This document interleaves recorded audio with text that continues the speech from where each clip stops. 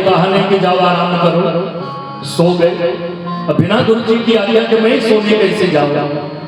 3 घंटा कंटिन्यू गुरु जी सोते थे। रात के 12 बजे आंख खुली तो देखे रामदास गुरु जी का चरण दबा रहा। गुरु जी ने कहा, बेटा रामदास तुम अभी तक चरण दबा रहे हो? रामदास ने कहा, गुरु मंत्र लिया हूं तो करना पड़ेगा ना। गुरु जी ने कहा, बेटा रामदास तुम्हारे घर में और कितने भाई हैं? तो कहा, गुरु जी हम 4 भाई हैं। बा बेटा रामदास, बड़े बड़े शिष्य हुए, तेरे जैसा कोई नहीं। गुरु जी करवट बदले फिर सो गए। रामदास सोचा कि गुरु जी तो ये नहीं कहे कि जाओ आराम करो, फिर चरण दबाता रहा। 3 बजे भोर में गुरु जी की आंख खुली तो देखे रामदास चरण दबा रहा। बेटा रामदास 3 बजे भोर तक चरण दबा रहे हो, रात 9 बजे से? वाह बेटा, तेरा समर्पण गुरु के प्रति अद्भुत। कितना भाई बताए थे? तो रामदास कहा, गुरु जी हम 3 भाई हैं। गुरु जी ने कहा, रात 12 बजे पूछा तो बताए 4 भाई हैं, और 3 बजे भोर में पूछ रहा हूं तो कह रहे हो 3 भाई हैं। झूठ बोल रहे हो। कहा, गुरु जी हमसे इसी तरह चरण दबाते रहोगे तो सुबह 6 बजे तो मैं ऊपर चला जाऊंगा, तो मेरा तो रिजल्ट आउट हो गया। तो काउंटिंग करके बता दिया कि मेरे घर में 3 भाई बचे। ऐसे यदि गुरु जी हो तो गुरु की सेवा करके गुरु ऋण से उड़े हो, देव पूजन करके देवता के ऋण से, श्राद्ध तर्पण करके पितरों के ऋण से उड़े होते हैं, सेवा करके गुरु जी के ऋण से, और भजन करके ब्रह्मचिंतन करके ब्रह्म के ऋण से उड़े होते हैं। स्वप्न में हमारे पूर्वज रोते दिखाई देते हैं, आत्मदेव तेरे बाद हम पूर्वजों का तर्पण कौन करेगा? तो महाराज मैं संतान के लिए दुखी हूं। सन्यासी महात्मा ने कहा, मैं सोचा तुम्हारे चेहरे के तेज को देखकर सोचा भगवान के लिए दुखी हो। तपस्या करते करते इतने समय बीत गए, भगवान की झांकी नहीं। मुझे क्या पता बेटा बेटे के लिए दुखी हो, संतान से किसी का कल्याण हुआ है क्या? आत्मदेव ने कहा, महाराज प्रवचन में भी बड़ा बढ़िया करता था। आप महात्मा हो, महात्मा की महिमा में जानता हूं। संत अपनी वाणी से कुछ कह दे तो संत की वाणी की रक्षा परमात्मा करते हैं। आपने पूछे दिया है तो आप मुझे बेटा दीजिए, और बेटा यदि नहीं देंगे तो आपके सामने इसी कुएं के पत्थर पे सिर पटकूंगा, सिर फूट जाएगा, रक्त निकलेगा, मर जाऊंगा, और ब्रह्महत्या का दोष आपको लगेगा। सन्यासी महात्मा ने कहा, अब लो उधो का लेना न माधो का देना। कितना बढ़िया रास्ता पकड़ के मैं जा रहा था, इस ब्राह्मण के चक्कर में पड़ गया। सन्यासी महात्मा ने कहा, बेटा मांग रहे थे, तुम्हारे ललाट के रेखाओं को देखकर मैंने पढ़ लिया। अच्छा क्या लिखा है? सप्त जन्मावधि तव पुत्रो नैव नैव 7 जन्मों तक तुम्हें कोई बेटा बेटी नहीं होगा। इतना सुने तो जोर से कुएं के पत्थर पे सिर पटका आत्मदेव ने। सन्यासी महात्मा ने कहा, ब्राह्मण क्या कर रहे हो, मर जाओ। आत्मदेव ने कहा, महाराज मैं मरने के लिए ही तो बैठा था, आपने मेरे दुख को 7 गुना और बढ़ा दिया। इस जन्म में मुझे संतान नहीं है इसलिए दुखी था। आपने मेरे ललाट की रेखाओं को देखकर बता दिया 7 जन्मों तक कोई संतान नहीं होगी, कोई बेटा बेटी नहीं होगा। तो बताइए मेरा दुख 7 गुना आपने बढ़ाया कि नहीं? या तो मुझे बेटा दीजिए, नहीं दोबारा इतना जोर से सिर पटकूंगा, मरूंगा, ब्रह्महत्या का दोष आपको लगेगा। संत को दया आ गई, और 3 अनंत हैं जिनका कोई अंत नहीं है। एक तो भगवान अनंत है, दूसरे भगवान की कथा अनंत है, और तीसरे संत अनंत। संत ने झोली से एक फल निकाला और कहा, अपनी पत्नी को खिला देना, भगवान की कृपा रही तो अवश्य संतान हो। संत का जय घोष करके घर आए, अपनी पत्नी को बुलाया। धुंधुली, अब धुंधुली विपरीत स्वभाव वाली थी। क्या बात? अरे एक बड़े सिद्ध महात्मा ने मुझे फल दिया है, कहा पत्नी को खिला दोगे तो संतान होगी। तो भगवान का नाम लेके फल खा लो, 9 महीने के बाद बेटा ही होगा, संत ने कहा। धुंधुली ने फल लिया, तर्क बुद्धि वाली है। अच्छा, धुंधुली जब तक जगी रहती थी पड़ोसियों को पता था जगी है, क्योंकि जब तक जगी रहती थी तब तक कुछ न कुछ बड़बड़ बोलते रहते। धुंधुली के घर से आवाज आना बंद हो जाए तो पड़ोसी जानते थे क्या तो धुंधुली सो गई है और नहीं तो के बाहर चली गई। आत्मदेव ने जब फल दिया तो लेके विचार करने लगे। उसकी पड़ोसन आई, पड़ोसन ने कहा, धुंधुली बड़ा गंभीर बैठी हो, क्या बात है? धुंधुली ने कहा, आओ, हमारे पति सीधे साधे, जो भी महात्मा का वेश धारण करके रास्ते में मिल जाए उसी को अपना दुखड़ा सुनाने लगते हैं। विवाह के इतने वर्ष बीत गए, कोई संतान नहीं हुई। कोई महात्मा जड़ी देता है, कोई महात्मा जंतर देता है, अब कोई महात्मा मिल गए, उन्होंने फल दे दिया, अपनी पत्नी को खिला दो बेटा हो। अब तुम ही बताओ, कहीं फल खाने से बेटा बेटी होता? तो पड़ोसी ने कहा, मैंने संतों की महिमा सुनी, संत ने यदि ये कह के दिया है कि भगवान का नाम लेके फल खाओ बेटा होगा, तो जरूर बेटा होगा। संत की बात भगवान करते। तो धुंधुली ने दूसरा तर्क किया, मान लो फल खाऊंगी, गर्भवती हो जाऊंगी, गर्भवती हो जाने से पेट बड़ा हो जाएगा, वो तो सभी माताओं का होता है। मात्र सुख पाने के लिए तो कष्ट उठाना पड़ेगा। उसने कहा, पेट बड़ा हो जाएगा तो मैं कहीं भाग नहीं सकती हूँ। फल भक्षेण गर्भस्या गर्भे रोगर्भ्यता।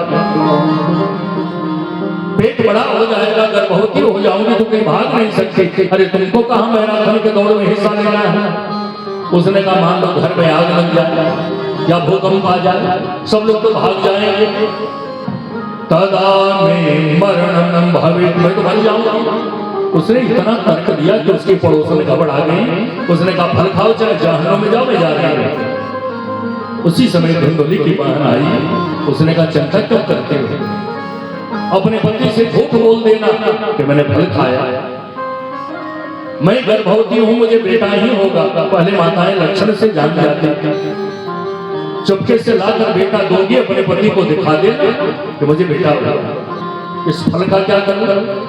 तो उसके बहन ने कहा, धुंधुली की बहन धुंधुली की तरह। उसने कहा, तेरे द्वार पर गैया भी 10 साल से बंधी है, उसको कोई संतान नहीं है, ये फल गाय को खिला देना, संत के फल की परीक्षा भी हो जाए। और संत भगवंत की परीक्षा नहीं लेनी चाहिए। संत भगवंत की तो प्रतीक्षा की जाती है।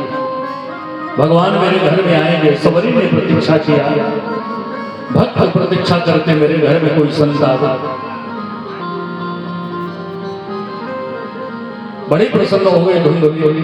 वाहन हो तो तुम्हारी जैसी, चुटकी बजाते ही समस्या का समाधान कर दिया। फल गाय को खिलाया। आत्मदेव को अपने पति से झूठ बोली, मैंने फल खा ली। और एक बात बताना, पत्नी का परमेश्वर सर्वस्व उसका पति होता है।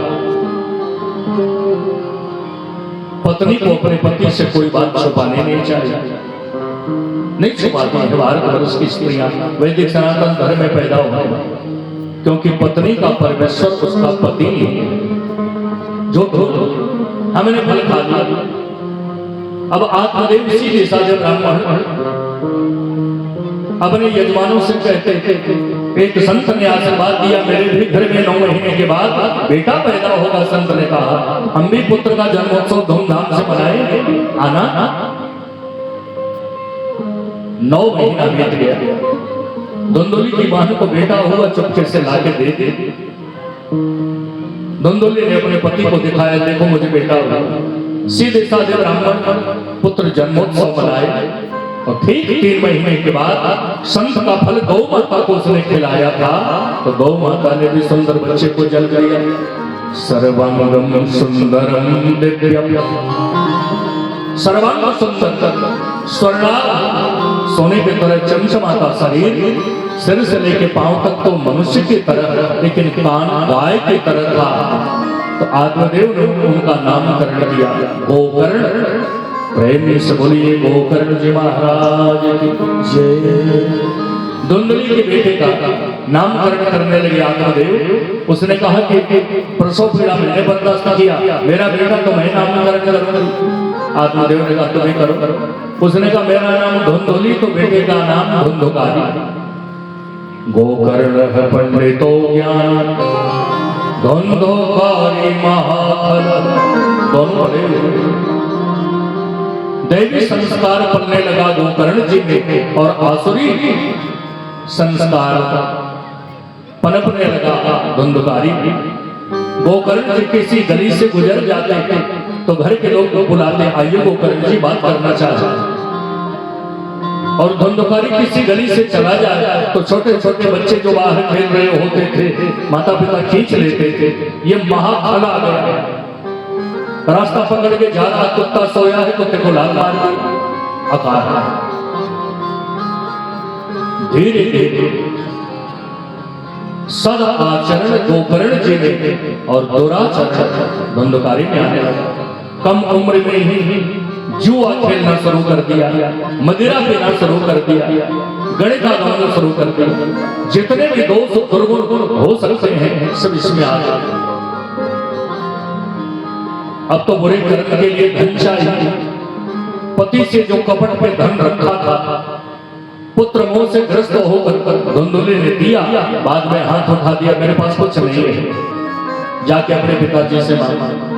आत्मदेव के यहाँ गया, पिताजी मुझे जुआ खेलना है, शराब पीना है, पैसा दीजिए। आत्मदेव ने समझाया बेटा जुआ खेलना शराब पीना ये ब्राह्मण का धर्म नहीं है। ब्राह्मण का धर्म क्या है? ब्राह्मणानां धर्मं तात सद्विद्या साधु संगम। ब्राह्मण का सबसे बड़ा धन है सद्विद्या, ब्रह्म विद्या, वेद विद्या और साधु का समागम, सत्संग, उपदेश, श्रवण करना, यज्ञ करना, यज्ञ कराना ये ब्राह्मण का। शराब पीना, जुआ खेलना ये ब्राह्मण का धर्म है। उसने कहा पिताजी अभी तो बात से पैसा मांग रहा है, बात से नहीं दोगे तो हाथ चलाऊंगा और हाथ से भी नहीं दोगे तो लात का प्रहार करूंगा। तब आज दुखी हो गए। आज से 16 वर्ष पहले भी दुखी थे कि मुझे बेटा नहीं था। आज 16 वर्ष के बाद जब धुंधकारी ने कहा हाथ और लात से पैसा मांगूंगा तब दुखी हो गए कि धुंधकारी जैसा बेटा क्या कहोगे। दुखी होकर गोकर्ण जी के यहाँ गए, बेटा आज तो धुंधकारी ने कहा कि हाथ और लात चलाऊंगा, तो 2 श्लोक में बड़ा सुंदर उपदेश दिया। पिताजी संसार में मनुष्य को बांधने वाली 2 मजबूत रस्सी है। संसार का प्रत्येक प्राणी इन्हीं 2 मजबूत रस्सियों में बंधा है। इसका बंधन खोल देते तो मुक्त हो जाएगा। 2 मजबूत रस्सी है कौन? एक रस्सी का नाम अहंता और दूसरी रस्सी का नाम है ममता। अहंता अहंकार अपने तन में, शरीर में और ममता अपने परिवार में। पिताजी इस तन का क्या अभिमान करना? देह से मन शरीर का क्या अभिमान करना है पिताजी? जैसे मकान बनाते हैं तो पिलर तैयार करेंगे, दीवार तैयार करेंगे, प्लास्टर करेंगे, रंग रोगन करेंगे, महल सुंदर देखने में लगे। परमात्मा ने इसमें हड्डियों का पिलर लगा दिया, मांस वेद मज्जा का मसाला लगा दिया और ऊपर से चमड़े का डिस्टेम्पर कर दिया, कलर कर दिया, दिखाई दे रहा है। लेकिन इस शरीर में रहने वाला तो परमात्मा है, उस परमात्मा की तरफ ध्यान जाता नहीं। तो इस तन में क्या अहंकार करना? देह श्रीमान सरुधीरे भीमतिं त्यजत्वम्। इस देह को तो साधन मानना चाहिए। जैसे यहां से 100 किलोमीटर की यात्रा करनी हो तो साधन कार, मोटर, गाड़ी से जाते हैं। गंगा पार करना हो तो नौका, स्टीमर से जाते हैं। तो वो साधन है। इस भव सागर में जो हम जीव तत्व हैं, परमात्मा के अंश हैं, इस शरीर के साधन पर बैठ के आए हैं। संसार का व्यवहार करते हुए लक्ष्य रहे हमको बहुत से पार जाना है। शरीर को माध्यम साधन मानना चाहिए, लेकिन शरीर को ही अपना मान लेता है, अपने को शरीर ही मान लेता है। विचार करके देखिए, मैं शरीर नहीं हूं। कोई कहे हाथ किसका है? मेरा। आंख किसकी है? मेरी आंख। नाक मेरी, कान मेरा, पांव मेरा, पेट पीठ मेरा। शरीर किसका? मेरा। तो शरीर मेरा है, इसका मतलब मैं शरीर नहीं हूं। मैं हूं कौन? ईश्वर अंश जीव अविनाशी। ईश्वर अंश जीव अविनाशी। ईश्वर अंश जीव अविनाशी। ईश्वर अंश जीव अविनाशी। चेतन अमर सहज सुख राशि। चेतन अमर सहज सुख राशि। साधन धाम मोक्ष कर द्वार। साधन धाम मोक्ष कर द्वार। पाई न जेरी परलोक सार। पाई न जेरी परलोक सार। नरतन पाई विषय मन दे। नरतन पाई विषय मन दे। पद के सुधाते सठ बिसरे।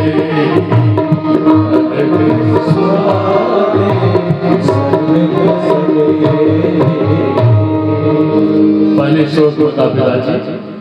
देहस्तेमान सर्वधीरे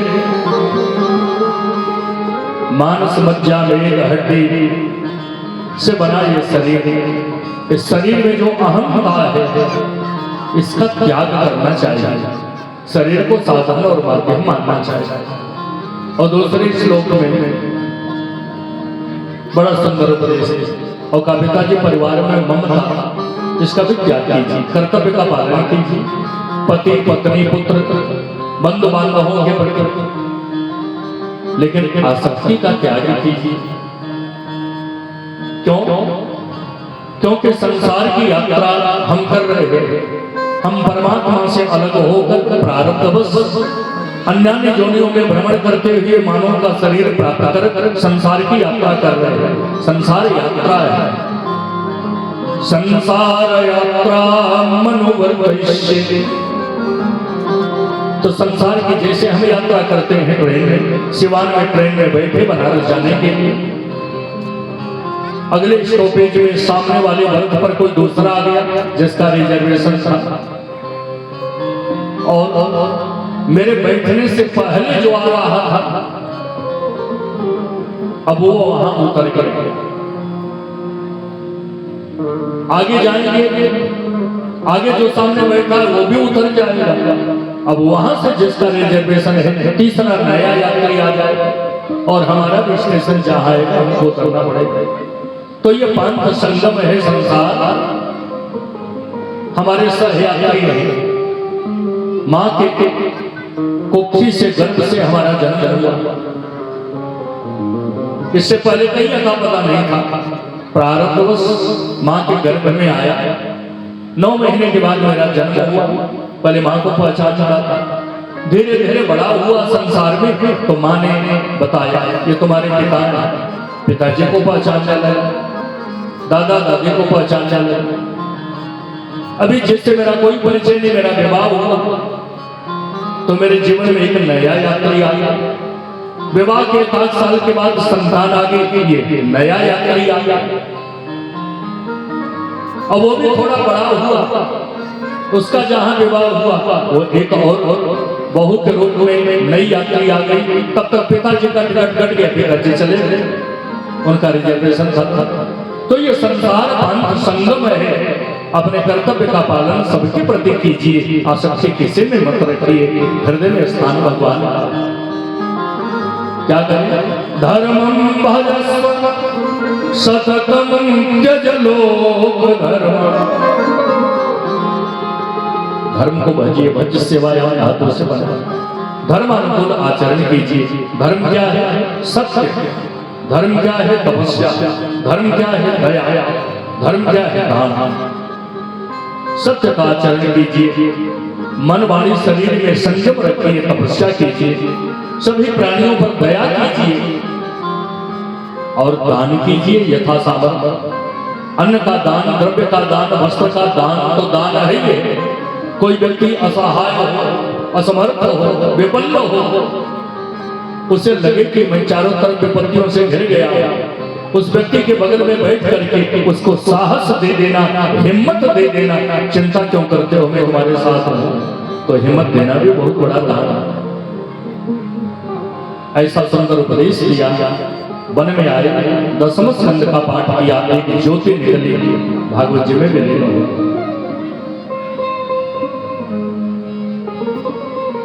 भले हाथ बहुत सुंदर। अब गोकर्ण जी ने देखा कि पिताजी तो वैसे चले गए, अब अपनी मां धुंधुली को परेशान करने लगा। धुंधुकारी, मां पिताजी तो मर गए, बताओ धन कहां गाड़ के रखे हैं? धुंधुली ने कहा, बेटा मैं नहीं जानती मेरे पास कहां धन है, पिताजी ने मुझे नहीं बताया। अपने मां को प्रताड़ित करने लगा।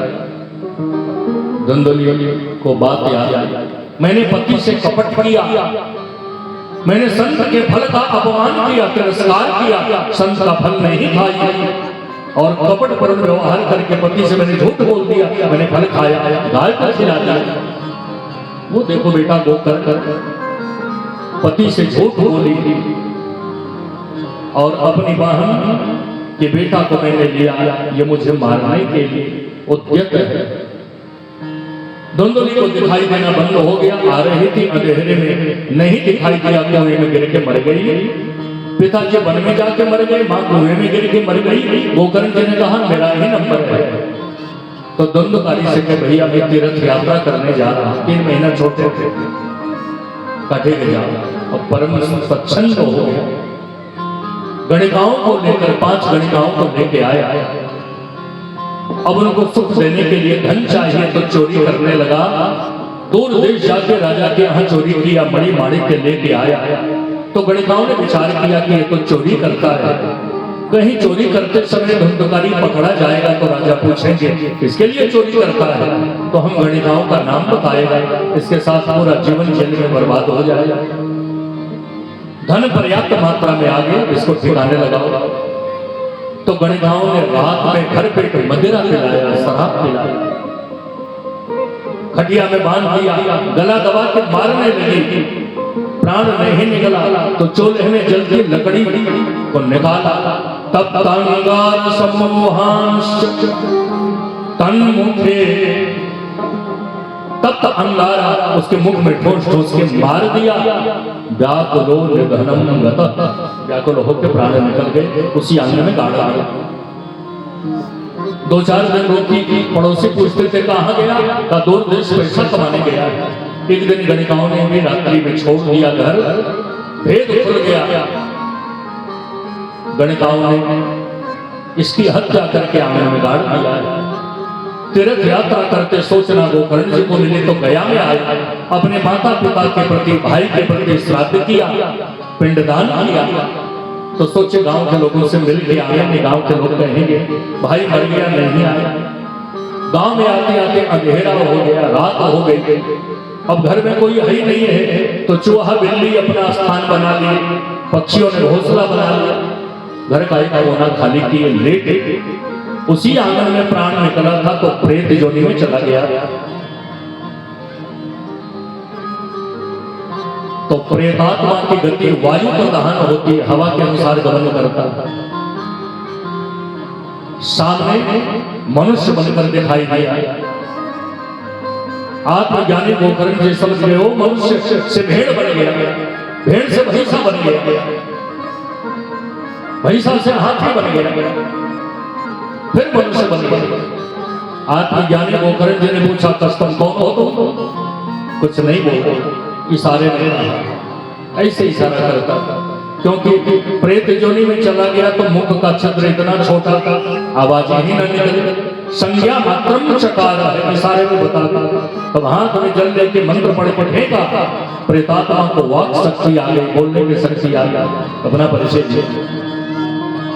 अहम भ्राता त्वदीयोऽस्मि धुन्धोकानीति नामतः स्वकीयेनैव दोषेण ब्रह्मत्वं नाशितम्। मैं तुम्हारा भाई धुन्धुकार, ब्राह्मण धर्म का त्याग कर कर्म से भ्रष्ट होकर व्याभिचारादि कर्म में लिप्त होकर अकाल मृत्यु को प्राप्त किया, भयंकर प्रेत बना हो भैया, मुझे प्रेत योनि से मुक्ति दिलाओ। गोकर्ण जी ने कहा, मैंने माता पिता के निमित्त तुम्हारे निमित्त गया में श्राद्ध किया, तो गया में श्राद्ध करने के बाद तुम्हारी मुक्ति क्यों नहीं हुई? तत्कथम नहीं वो मुक्ति स्यात्। उसने कहा कि गया में एक बार नहीं 100 बार श्राद्ध करोगे तो भी मैं मुक्त होने वाला नहीं। गया श्राद्ध सतेनापि मुक्तिर्न भविष्यति। गया में 100 बार श्राद्ध करोगे तो भी मैं मुक्त होने वाला नहीं, क्योंकि नंबर 1 का पापी, नंबर 1 का प्रेत है। कैसे तुम्हारी मुक्ति हो? तब भैया मैं ये भी नहीं जानता, लेकिन मुझे मुक्त करो। तो धुंधकारी से कि तुम जाओ, कल ब्राह्मणों से पूछूंगा। सभी ब्राह्मणों से पूछे कि मेरा भाई प्रेत योनि में गया, उसके निमित्त मैंने गया में श्राद्ध किया, मुक्त नहीं हुआ, कैसे मुक्त होगा? तो मुक्त इसलिए भी नहीं हुआ क्योंकि था धुंधुली के बहन का बेटा, और धुंधुली के बहन का जहां विवाह हुआ उनका गोत्र अलग रहा। जैसे मेरा गोत्र सांडल, राजकिशोर यादव जी का गोत्र अत्रि, किसी का गोत्र कश्यप, किसी का गोत्र चांद्रायण। तो प्रेत के निमित्त संकल्प में अपना गोत्र लेके नाम लेते थे, लेकिन अपने गोत्र का तो था नहीं। वो तो गोकर्ण जी के मौसी का बेटा था ना, तो मौसा का गोत्र अलग हो गया, इसलिए भी उसकी मुक्ति नहीं हुई। गया में श्राद्ध करने के बाद भी मेरा भाई धुंधकारी मुक्त नहीं हुआ, कैसे मुक्त होगा? कोई समुचित उत्तर नहीं दे पाया। तो सूर्य नारायण के अनन्य उपासक थे गोकर्ण जी। सूर्य नारायण के रथ का स्तंभ ने कर दिया, रोक दिया। हे प्रत्यक्ष नारायण भुवन भास्कर, मेरा भाई प्रेत योनि में गया, कैसे मुक्त होगा? तो सूर्य नारायण ने कहा, अपने भाई को प्रेत योनि से मुक्त करना चाहते हो? श्रीमद् भागवतान मुक्ति सप्ताहम वाचनम कुरु। अपने भाई को प्रेत योनि से मुक्ति दिलाना चाहते हो तो भागवत सप्ताह का आयोजन करो। तो आषाढ़ महीना में अपने भाई धुंधकारी के प्रेत योनि से मुक्ति के लिए गोकर्ण जी ने भागवत सप्ताह का आयोजन किया। जैसे श्री राजकिशोर यादव जी, यादव परिवार सभी कामनाओं की पूर्ति भगवान की कृपा प्राप्त करने के लिए 21 पीढ़ी तक अपने पूर्वजों में कोई, या इस पूरे गांव क्षेत्र में जहां जहां तक आवाज जारी होगी, सबसे कुल में प्रेतात्म योनि में जो गया है उसके साथ में मुक्ति हो जाएगा, ये शास्त्र कहता है। प्रेत योनि में गया उसकी मुक्ति के लिए आषाढ़ मास में भागवत सप्ताह था। गांव के लोगों ने कहा जरा चल कर सुने, कैसी कथा बोल रहे हैं, शैली कैसी है, स्वर कैसा है, साहित्य कैसा है, शास्त्र का बोध कैसा है। और सब लोग तो बैठ गए, लेकिन प्रेत योनि में गया जो धुंधकारी है वो 7 गांठ का बांस था, उसी पर बैठ गए। पहले दिन की कथा हुई तो पहली बांस की गांठ हट गई, दूसरे दिन की कथा पूरी हुई तो दूसरी गांठ हट गई, तीसरे दिन की कथा से तीसरी, चौथी, पांचवी, छठवीं और 7वें दिन की जब कथा पूरी हुई तो बांस का 7 गांठ हट गया। एवं सप्तदिनश्चैव सप्तग्रंथि विभेदन, 7 गांठ फटा बांस का, और उसमें से दिव्य रूप धरो जाता तुलसी दाम मंडित, उसमें से दिव्य रूप धारण करके प्रकट हो। लोग उसके दिव्यता को देखते रह गए। पूछा गोकर्ण जी ने, कौन हो भाई तुम? कभी हम नहीं पहचाने, मैं आपका वही भाई धुंधकारी जो प्रेत जोनि में चला गया था। धन्य है भागवत की कथा जो मुझे प्रेत जोनि से मुक्त करके दिव्य रूप धारण करा के विमान पर बैठा कर भगवान के धाम भेजे। धन्य भागवती वार्ता प्रेत पीड़ा विनाशिनी। विमान पर बैठकर भगवान के धाम चला गया। भागवत सप्ताह कथा सुन के तो गांव के सभी श्रोताओं का चेहरा उदास। कथा तो हम लोग नहीं सुने, केवल विमान धुंधकारी के लिए क्यों आए? हम लोगों के लिए भी आना चाहिए। तो लोगों ने कहा कि कथा सुनने का जो नियम है, उस नियम में अंतर हो जाने से फल विभेद हो जाता। आप लोगों ने खाते पीते सुना, लेकिन जो धुंधकारी प्रेत है वो निराहार रह करके कथा सुना, इसलिए उसके लिए विमान आ। तब गांव के लोगों ने कहा हम लोग भी उसी विधि से कथा सुनेंगे। तब अपने गांव वालों के नृत्य गोकर्ण जी ने आषाढ़ के बाद श्रावण महीने में पुनः भागवत सप्ताह कथा का दिव्य आयोजन किया। और भागवत सप्ताह कथा पूरी हुई। जितने श्रोता था उतना विमान अयोध्यावासिनः पूर्वे यथा रामेण संगता। जैसे 11,000 वर्ष तक धराधाम पर रहकर भगवान राम लीला का संवरण करके विमान पर बैठकर अपने साकेत चले गए। तो श्रावण मास में भागवत सप्ताह कथा का दूसरे आयोजन में गोकर्ण जी के साथ जितने गांव के लोग हैं सब विमान पर बैठकर भगवान के धाम चले गए। प्रेम से बोले भागवत भगवान की जय। भाग्योदय बहु जन्म समर्जिते सत्संगम चलभते पुरुषो यदा अज्ञान हेतु कृत मोह मदान्धकार ना संविधाय हितगोदयते विवेक। कैसे भागवत कथा सुने विधान का? यदि हो सके तो निराहार रह के कथा सुने।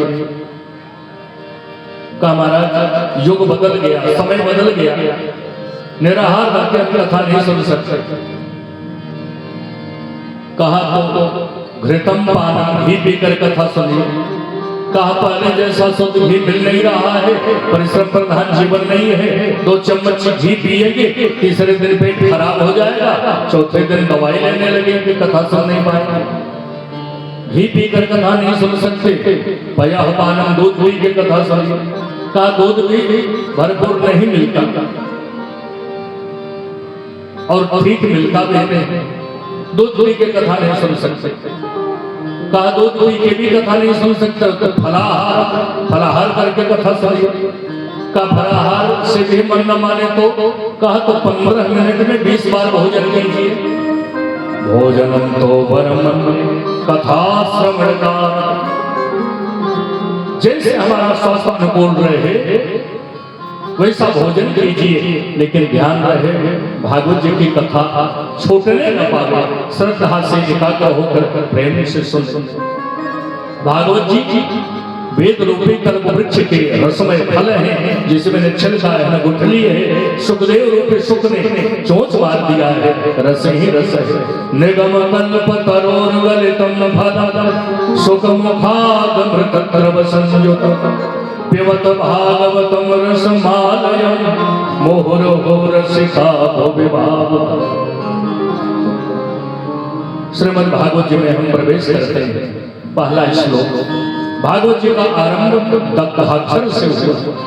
जन्माद्यस्य यतोन्मयादितरत चारथे स्वभिज्ञः स्वरा तेने ब्रह्म हृदय आदि कवये मुह्यन्ति यत्सूरय तेजो वारिमृदां यथा विनिमयो यत्र सर्वो मृषा धाम्ना स्वेन सदा निरस्तकुहकं सत्यं परं धीमहि।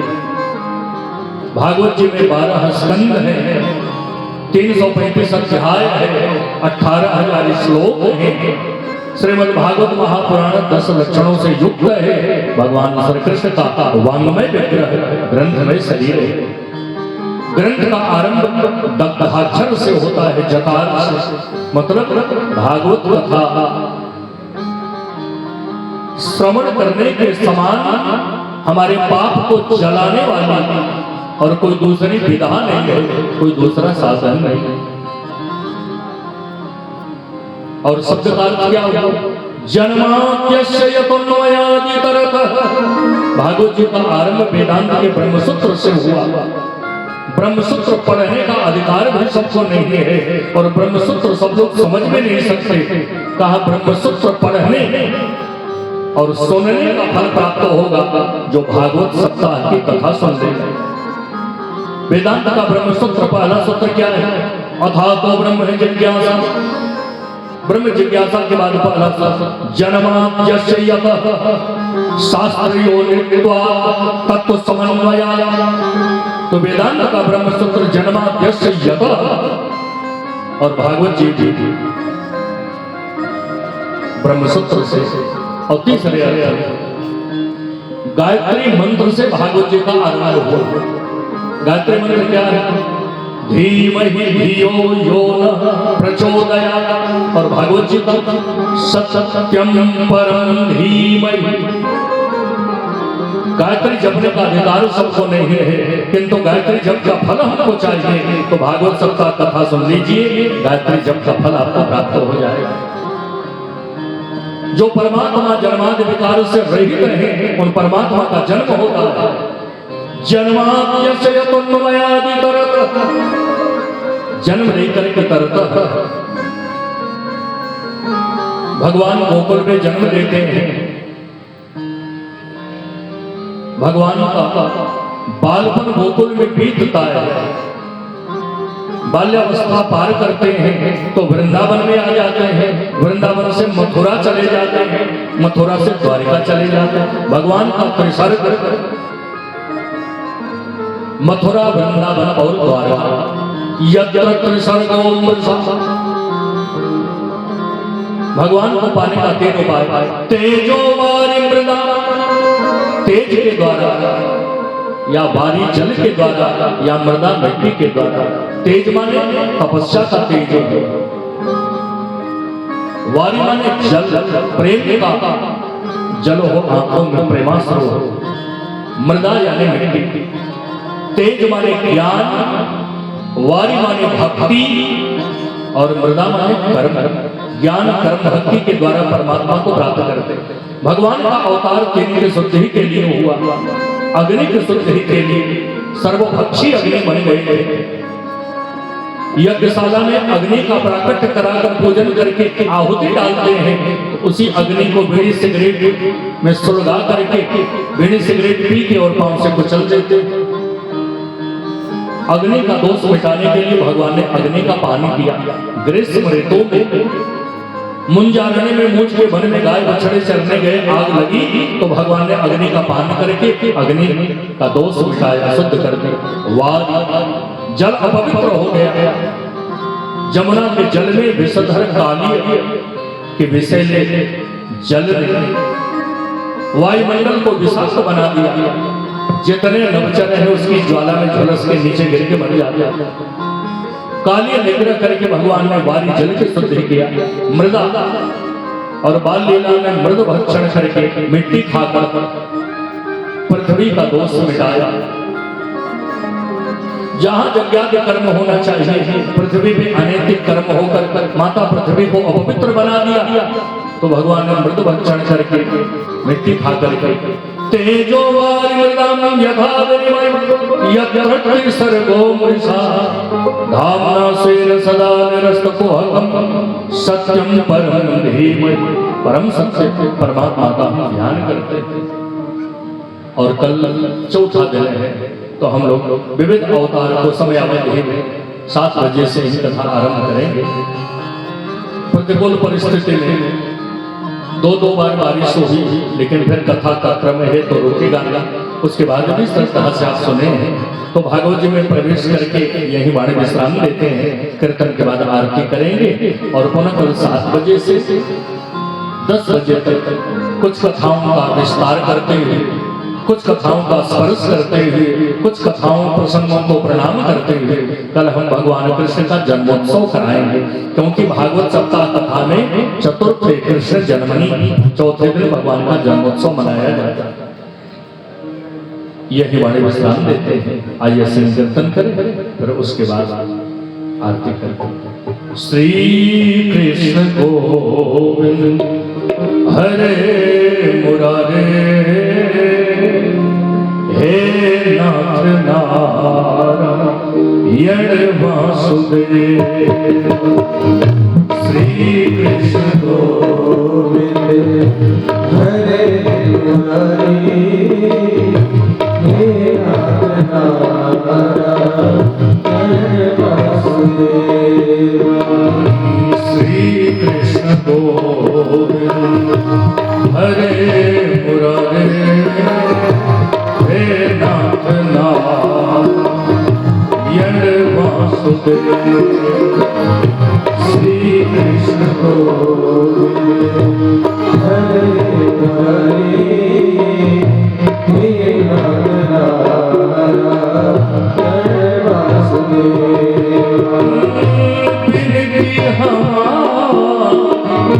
सुन लो मुरारी, बिनती हमारी सुन लो मुरारी।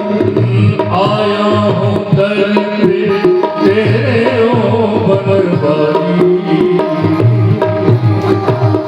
श्री कृष्ण गोविंद हरे मुरारे, हे नाथ नारायण वासुदेव। श्री कृष्ण गोविंद हरे मुरारे, हे नाथ नारायण वासुदेव। श्री कृष्ण कृष्ण हरे हरे, श्री राम राम हरे हरे।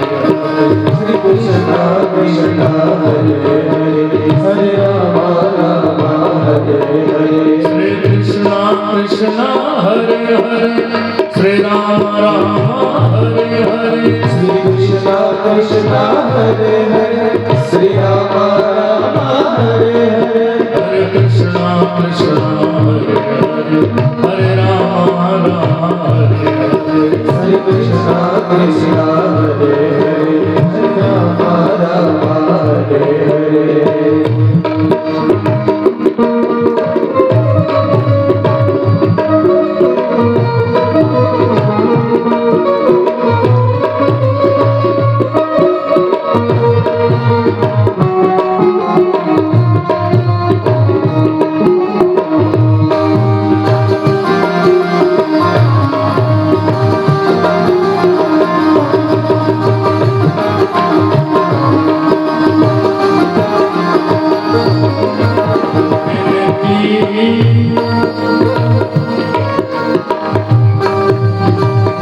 मथुरा मेरी सांसों में हो, और वृंदावन मेरी आसों में हो। ऐसी कृपा हम पे करो, रंग में तेरे रंग जाए। ऐसी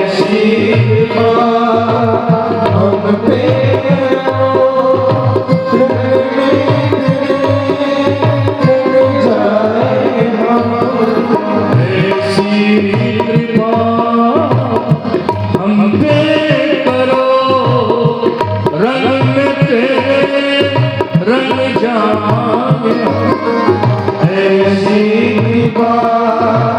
हम पे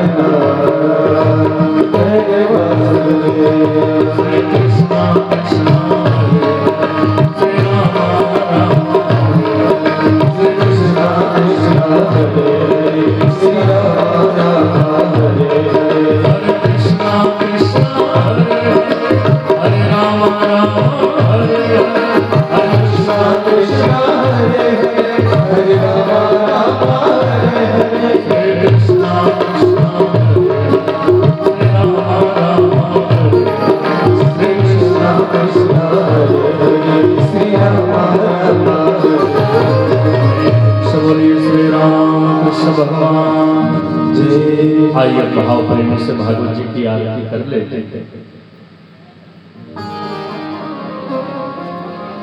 भैया आएंगे और कथा सुनने का मन कल से सुनाएंगे आगे। ऐसा लग रहा है जैसे कथा नहीं हो पाएगी, लेकिन फिर तुरंत सुंदर व्यवस्था हो गई और आप सभी श्रोता, स्त्री पुरुष, माताएं, बहनें, बच्चियां बड़ी श्रद्धा से कथा सुन रहे हैं। कल भाव प्रेम से भगवान के जन्मोत्सव तक की कथा हम लोग सुनेंगे।